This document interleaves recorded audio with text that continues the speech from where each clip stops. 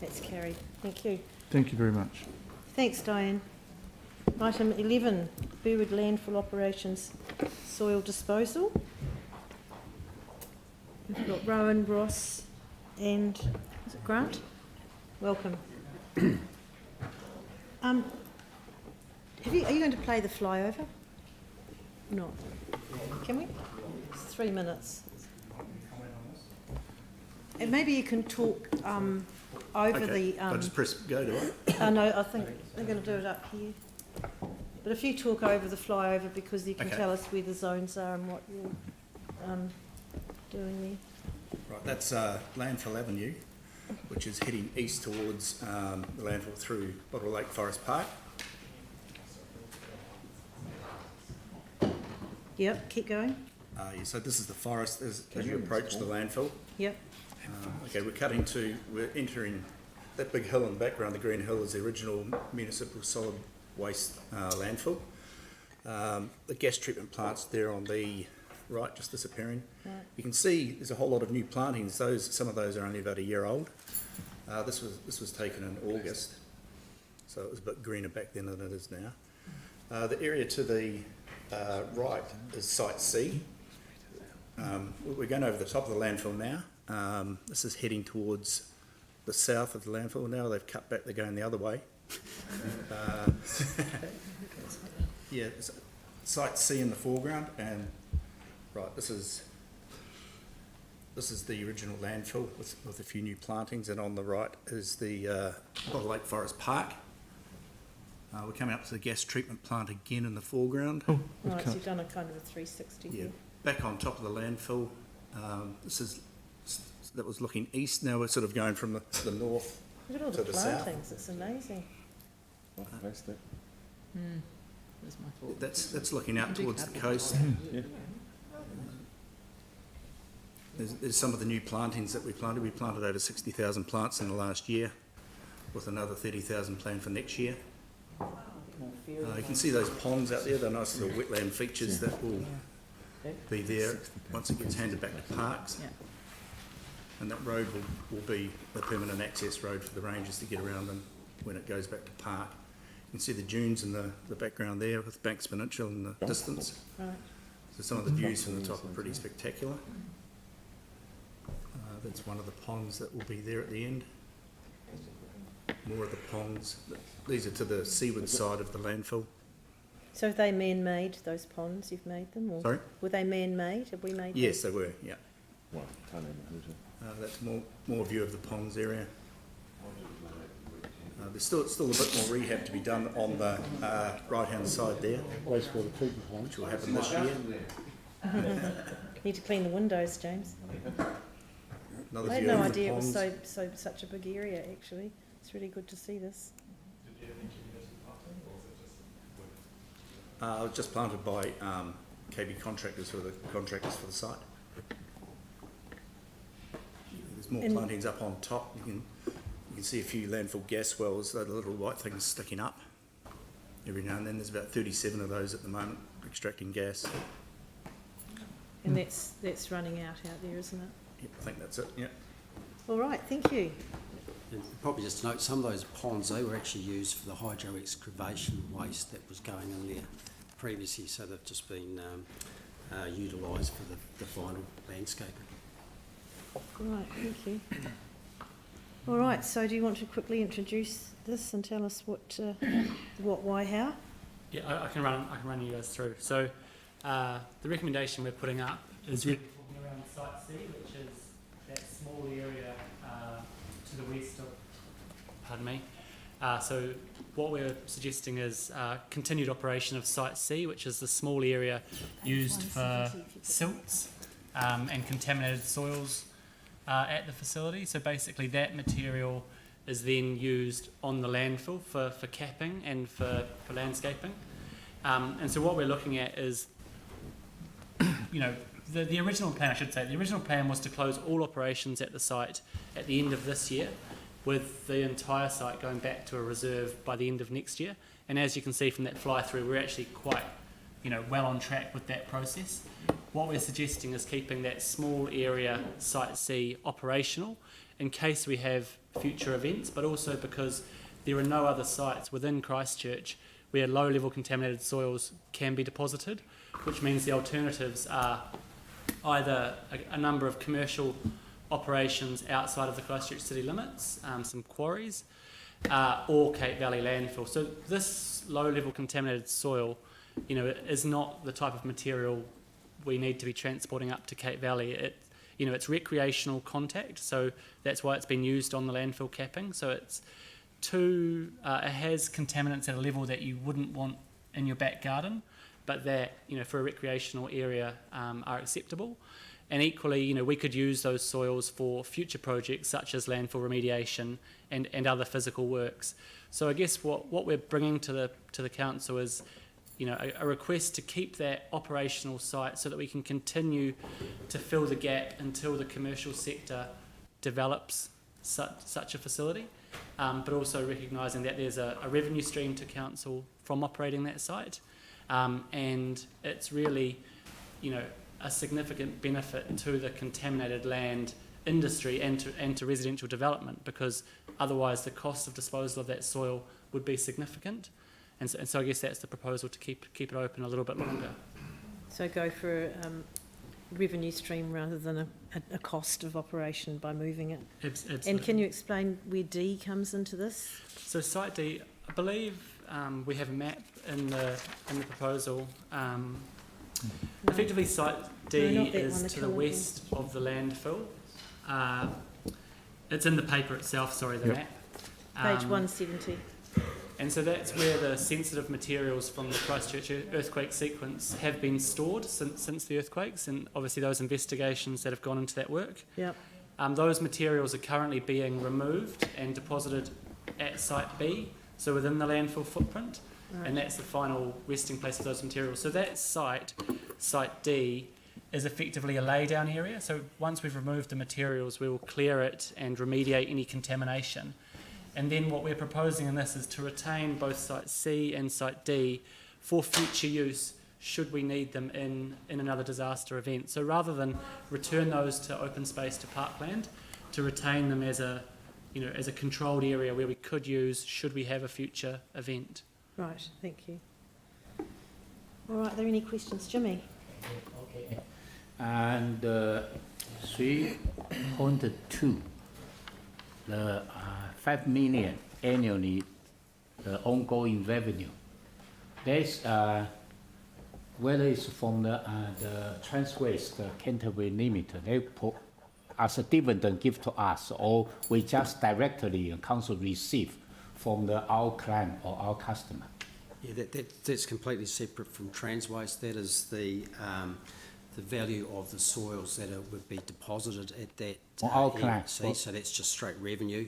Okay. Probably worth mentioning too, there's a weighbridge facility already existing, and we'd look at keeping that operating over that period as well. Okay, and the other ones, the retention of sites D.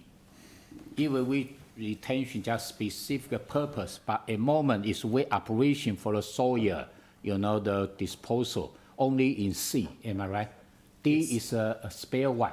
Yeah. In Absolutely. case in the near future, there's a kind of the bigger event, Yeah, exactly. And also just spare. our parks team, have indicated that they could use that area for managing the Bottle Lake Park. Yes. So, Okay, but this one, we don't need to apply for any kind of resource concern or any consenting process. no, we're just asking that the zoning for those two sites be Zoning. retained. Okay, thank you. Thanks, Melanie. Then Yanni. I was just, are they, will C and D be fenced off, or how will they, appear to the public?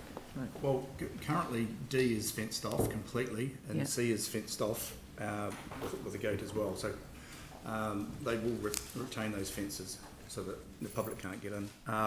In Site D, if the parks people are storing gear there, they don't want people to come in and be able to steal them, so that'll still be locked up. Cool, thanks. Yanni? Thank you. I just noted that this item is considered of low significance. It's been assessed as low significance. In the seeking community views, or the decision, we're told it affects the Coastal Burwood Community Board. So I was interested to know whether they've had the opportunity to consider this and provide a view.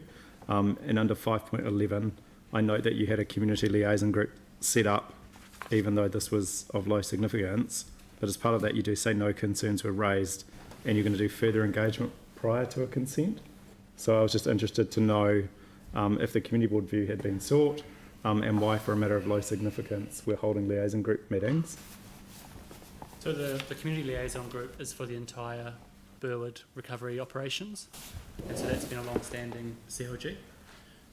What we're proposing here is to extend the operations of that site C. So we've gone to that community group and discussed it.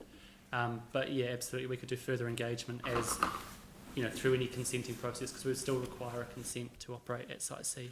So has the community board has their view been sought?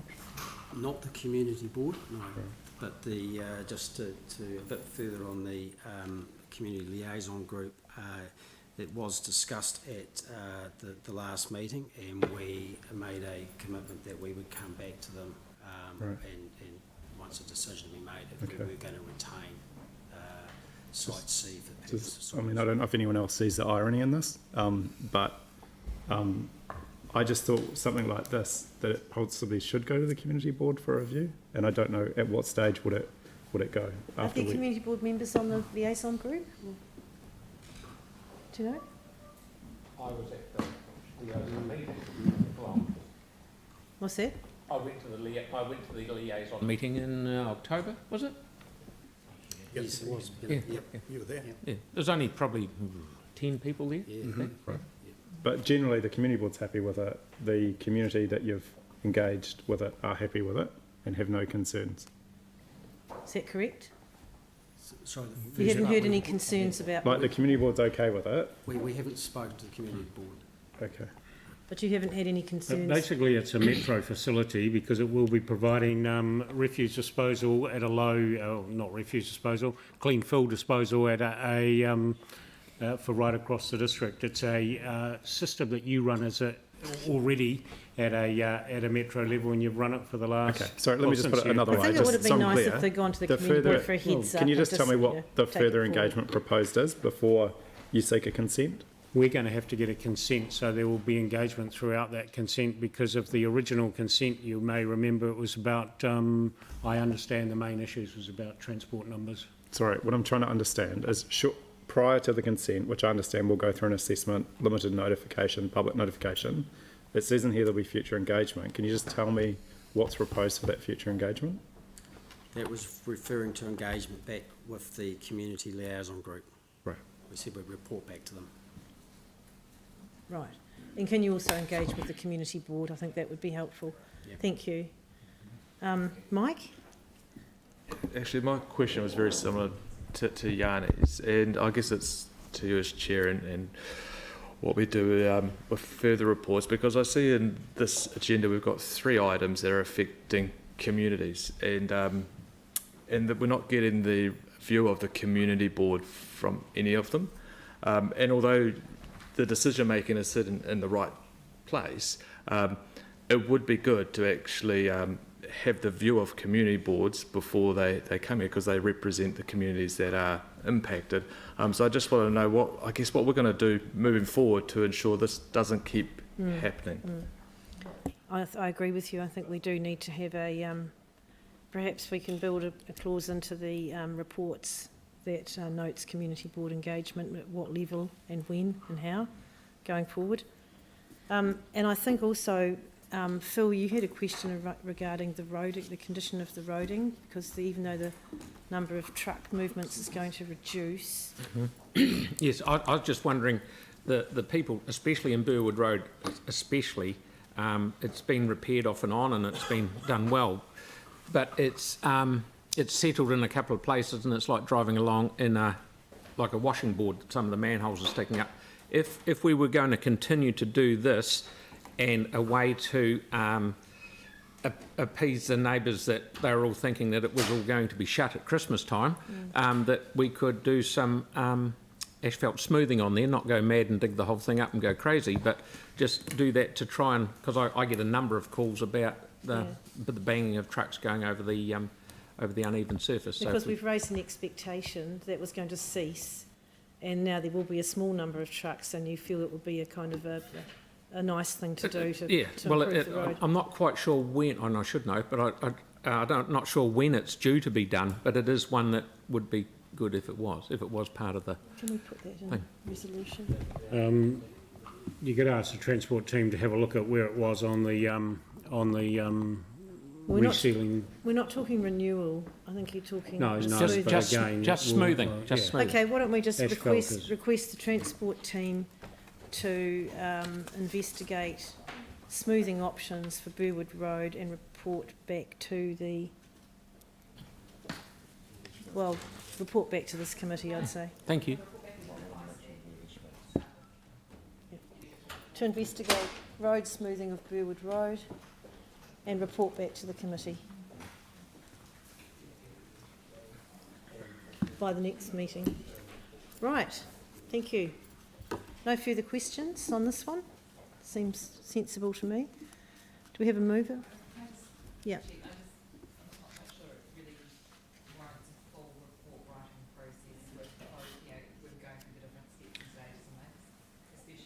Didn't mean a report. How else can we word that? And give advice back. Can you just ask to Provide advice back. That's good. Yeah. Yeah. Yeah, that's good. No, we don't want a full report. No, thank you. Right. No, I was just wondering about that. Do we have a mover for this? Phil, seconded Aaron. Is there any further discussion on this? Yanni? So just to bring to your attention that this is of low significance, but we are actually going to do more engagement before it gets a resource consent application. I certainly would endorse that. I do recall when we've done things like redeveloped stadiums, for example, that the more early engagement you have with a local community ahead of the resource consent process, the better outcomes that you will get.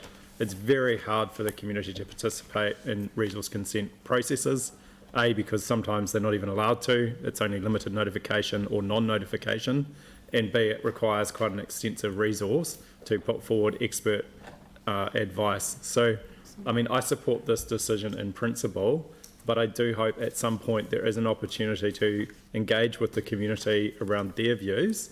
And I know you've gone to the liaison group, which I actually think was really good, and I would encourage that. Even though this is low significance, I do think this is the sort of thing where community views should be sought. So I'm happy to support it today, knowing that the staff have said that they will have a further process ahead of submitting the resource consent. Thanks, Yanni, and I agree with what you said. I'd actually quite like to put a note there, if I may. The committee notes that staff will continue engaging with the community liaison group and the local community board. Is that okay with the committee if I put them? Yep. All right, so it's been moved and seconded. All those in favour say aye. Aye. Opposed? That's carried. That brings us smoothly on to item 12, Le Bons Bay.